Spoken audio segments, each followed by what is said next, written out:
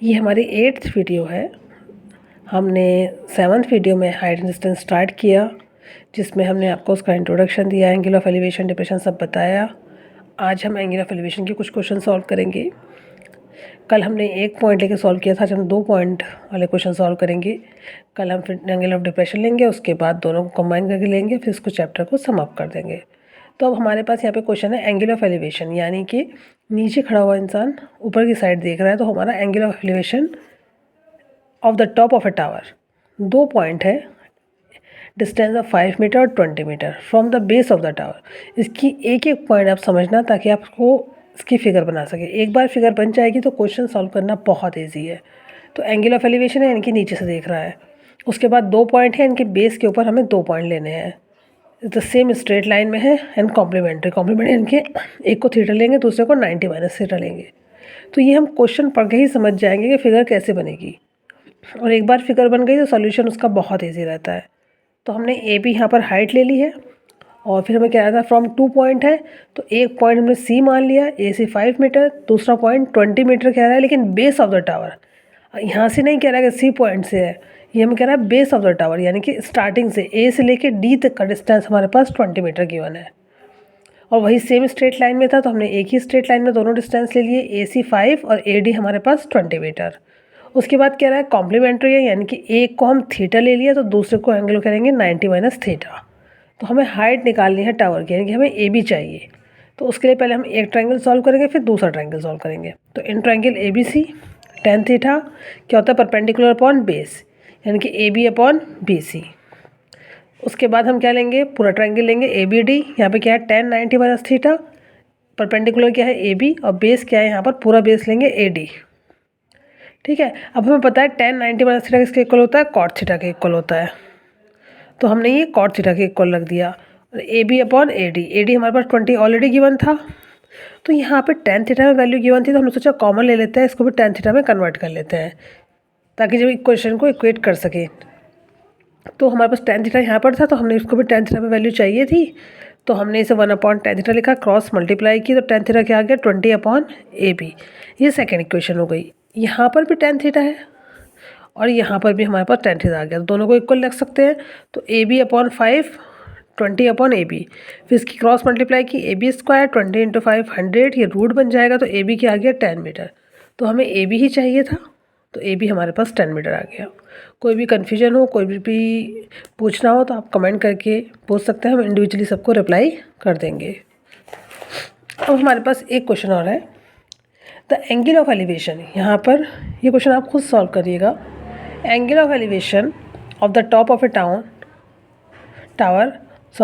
Eight a distance of 120 metre from a point A on the ground 45।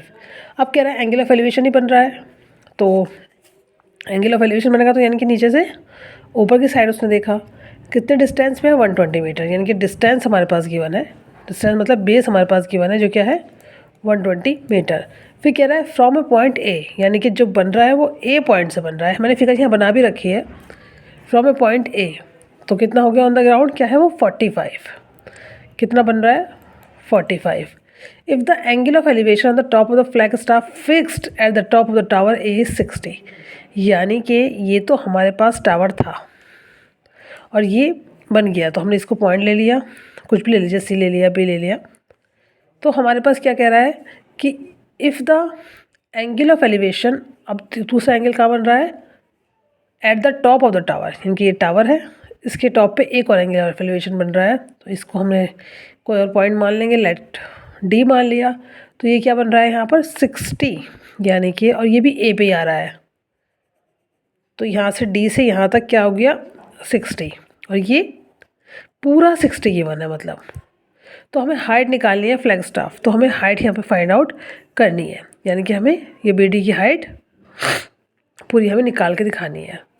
तो अब हम क्या करेंगे, 2 ट्रायंगल ले लेंगे, ट्रायंगल ए बी सी लेंगे, तो हमारे पास बेस ऑलरेडी गिवन था, तो ये क्या हो जाएगा बी सी अपॉन ए सी, यानी कि tan 45 क्या बी सी अपॉन ए सी। तो tan 45 की वैल्यू 1 होती है, बी सी, ए सी कितना था 120 था, 120 मीटर, तो क्रॉस मल्टीप्लाई हो जाएगी, तो बी सी भी क्या आ जाएगा हमारे पास 120 मीटर।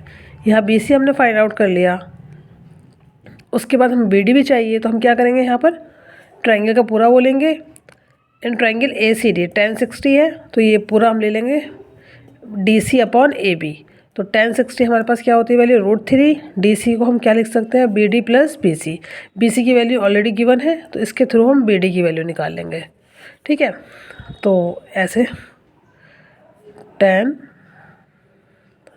1060 ले लेंगे और ये क्या हो जाएगा, इसको क्या लिख सकते हैं, BC प्लस BD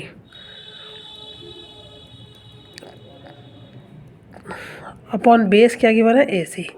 तो हम BC की जगह क्या डाल देंगे, 120। यहाँ की इसकी जगह क्या डल जाएगा, √3। यहाँ से हम BD फाइंड आउट कर लेंगे। तो हमारे पास क्या आ जाएगी, फ्लैग स्टाफ की हाइट हमारे पास यहाँ से फाइंड आउट हो जाएगी। ठीक है, ये आप खुद क्वेश्चन सॉल्व कर लीजिए, हम आपको आंसर कमेंट में बता देंगे सही आया है नहीं आया है।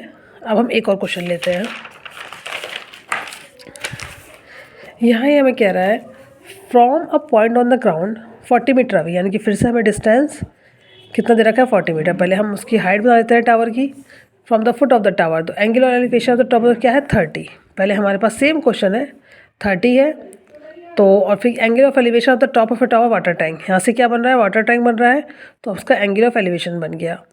तो ये हमारे पास पूरा कितना गिवन है, 45। तो हमें टावर की हाइट निकालनी है, यानी कि BC फाइंड आउट करना है, और डेप्थ ऑफ द टैंक निकालना है, यानी कि CD फाइंड आउट करना है। तो हमें ये भी फाइंड आउट करना है और ये भी फाइंड आउट करना है। तो हम पहले ट्रायंगल क्या लेंगे, कोई सा भी ले लेना, ABC ले लेना या ABD ले लेना। हमने 45 जब हमारे पास गिवन होता है, पता है उसकी वैल्यू 1 होती है, यानी कि जब भी जो एंगल हमारे पास 45 गिवन होगा, यानी कि परपेंडिकुलर इसके इक्वल आ जाएगा, बेस के इक्वल।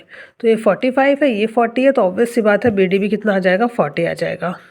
अब हम ABC लेंगे, इसके अंदर BC फाइंड आउट करना है, ऑलरेडी हमारे पास ये गिवन है, तो डायरेक्ट वैल्यू पुट कर देंगे। तो ये हमारे पास 40 √3 आ गया। हम √3 नीचे नहीं रखते, तो हम इसको √3 से मल्टीप्लाई कर देते हैं, तो √3 इंटू √3 3 आ जाता है, 40 √3। तो हमारे पास चाहिए हाइट ऑफ द टावर चाहिए थी।